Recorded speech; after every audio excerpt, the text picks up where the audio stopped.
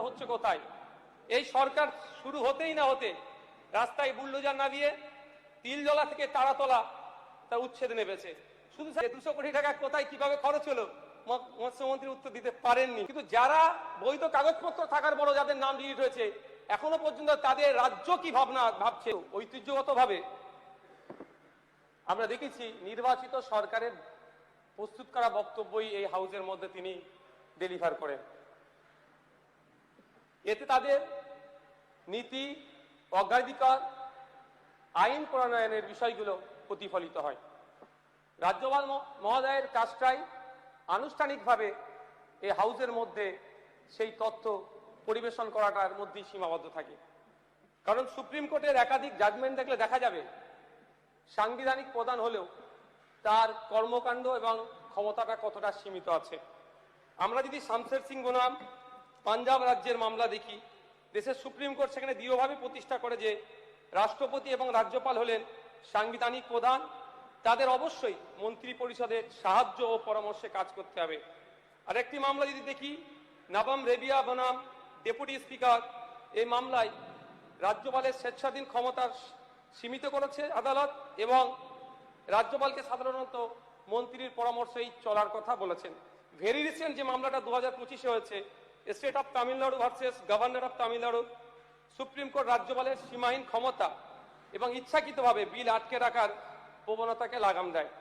Sir, governor স্পিচে প্রথম পয়েন্টে আমি দেখলাম যেখানে রাজ্যপাল মহাশয় বাংলা দিবস, পশ্চিমবঙ্গ দিবসের উল্লেখ করেছেন। পশ্চিমবঙ্গ দিবস উদযাপন নিয়ে বিতর্ক আছে, আলোচনা আছে। বিগত সরকার 1 বৈশাখ দিনটিকে নির্ধারণ করেছিল।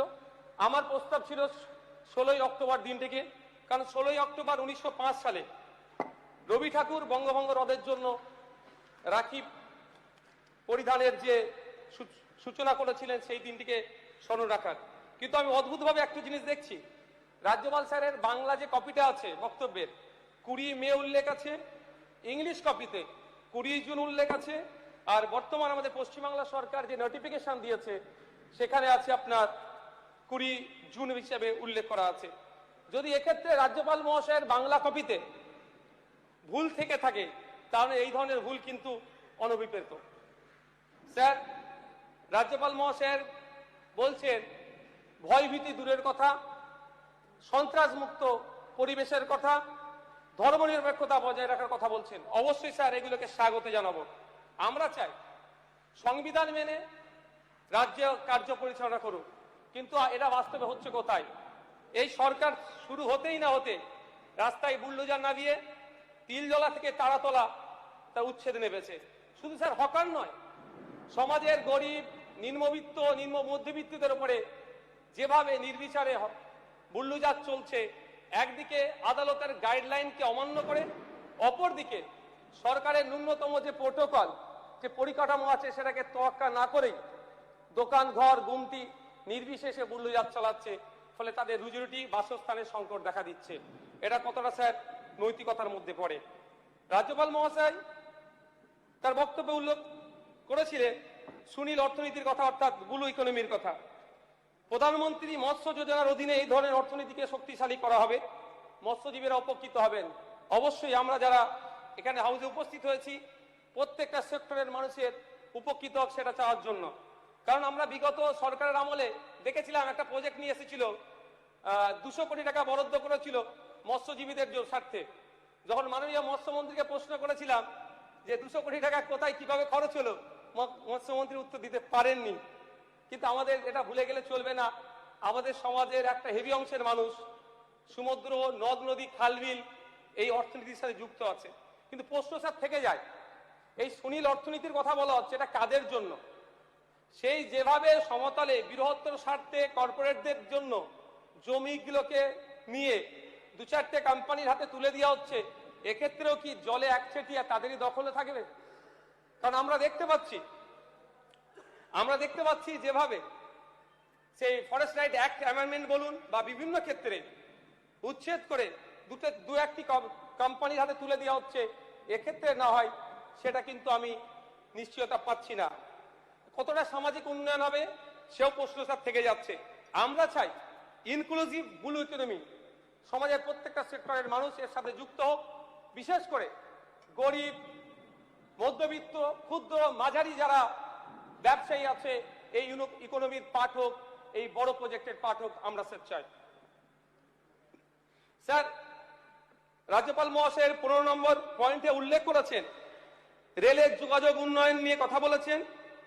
আমরা চাই আমাদের রাজ্যে রেলের সম্প্রসারণ হোক, পরিকাঠামোর উন্নয়ন হোক, এ বিষয়ে আমাদের কারো দ্বিমত নয়, এগুলিকে অবশ্যই স্বাগত জানাই। সাথে সাথে এটাও চাইব অলরেডি যে সমস্ত প্রজেক্টগুলো অ্যাপ্রুভাল হয়ে আছে সেইগুলো অগ্রাধিকার দেওয়া হোক, যেমন ফুটপ্রাশিপ থেকে তারকেশ্বর, এবং সাথে সাথে রেলের মানচিত্রে আমাদের ভাঙড় আসুক, এটাও চাইব। তবে একটা কথা স্যার, রেলের সাথে সাথে হকার স্যার সম্পৃক্ত হয়ে আছে।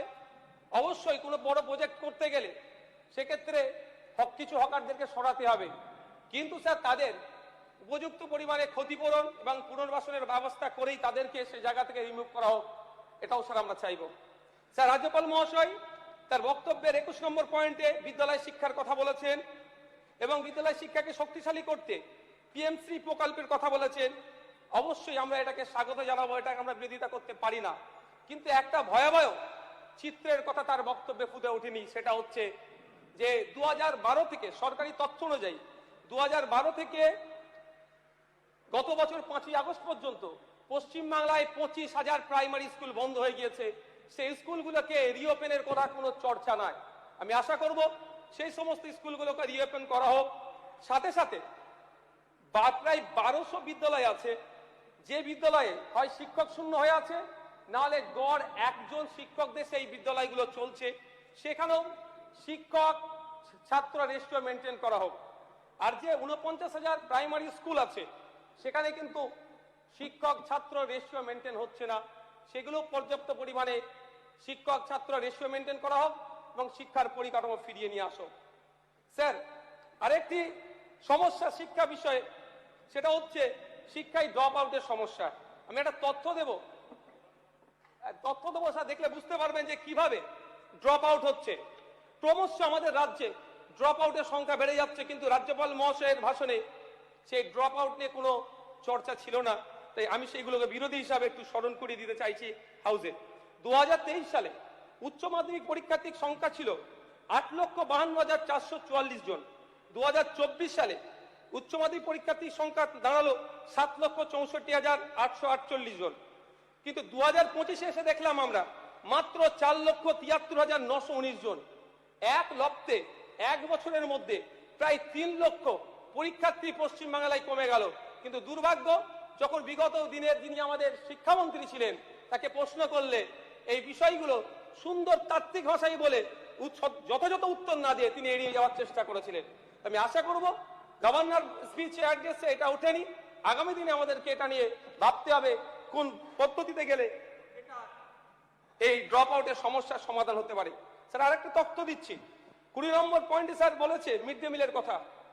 গতদিন বাজেটে মিড ডে মিলের বরাদ্দ বেড়েছে, এটাকে স্বাগত জানাচ্ছি। তবে মিড ডে মিল কারা প্রদান করবে এটা নিয়ে বিতর্ক আছে, কারণ আমরা তৃতীয় বিশ্বের আমরা মানুষ, আমাদের কাছে হেভি ফুড হচ্ছে ডিম। 1 মিনিট আছে আর স্যার, একটু আমাকে 2-4 মিনিট দিতে হবে, আজকে সময় হবে না স্যার, একটু দেবেন। স্যার, আমরা তৃতীয় বিশ্বে আমাদের হেভি ফুড হচ্ছে ডিম, কিন্তু ইসকনের মাধ্যমে যে পরিবেশনের কথা বলা হয়েছে, আমি যতটুকু জানি ইসকন সম্পূর্ণরূপে তারা শাকাহারী। সেক্ষেত্রে তাহলে আমাদের বাড়ির যে ছেলে মেয়েগুলো ওখান থেকে গিয়ে ফিড পেত, অর্থাৎ মিড ডে মিল পেত, তার ক্ষেত্রে কোনো বাধ্যবাধকতা না হয়ে দাঁড়ায়, এটাও স্যার প্রশ্ন থেকে যাচ্ছে।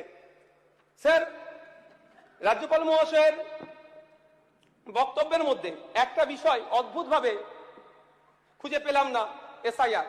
এই মুহূর্তে প্রায় 27 লক্ষ বৈধ ভোটার যারা শুধুমাত্র আন্ডার অ্যাডজুডিকেশন থাকার পরে ডিলিট হয়েছে, যারা 54 লক্ষ গিয়েছে সেগুলো নিয়ে কোনো প্রশ্ন নয়, কিন্তু যারা বৈধ কাগজপত্র থাকার পরও যাদের নাম ডিলিট হয়েছে এখনো পর্যন্ত তাদের রাজ্য কি ভাবছে, তাদের দ্রুততার সাথে ফাস্ট্র্যাকের মাধ্যমে শুনানি করে যারা যারা কাগজপত্র সাবমিট করতে পারবে না তাদের জন্য আমাদের কোনো প্রশ্ন নাই, কিন্তু যাদের থাকার পরেও তাদের যারা আজকে আতঙ্কের মধ্যে আছে সেই আতঙ্ক নিরসনের কোনো শব্দ খুঁজে পেলাম না। স্যার, রাজ্যপাল ভাষণে 10 নম্বর পয়েন্টে নীতি নির্ধারণ, নীতি নির্ধারণ, সম্পদ বন্টন এবং রাজনৈতিক প্রতিনিধিত্বের সংক্রান্ত সমাধানের জন্য জনগণনার বিষয়টি তিনি উল্লেখ করেছেন।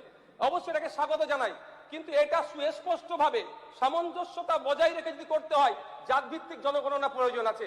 শুধুমাত্র জনগণনা দিয়ে এই সমস্যার সমাধান হবে না। পরিশেষে বলবো স্যার, আমি 36টি এবং আরো 30টি, টোটাল 66টি যে সংশোধনী এসছে, সেই সংশোধনীগুলোকে এই রাজ্যপাল ভাষণের মধ্যে ইনক্লুড করা হোক, এই আশা রেখে আমি আমার বক্তব্য শেষ করছি। ধন্যবাদ স্যার। ধন্যবাদ। এবার মাননীয় সদস্য শ্রী কৌস্তব বাগচি।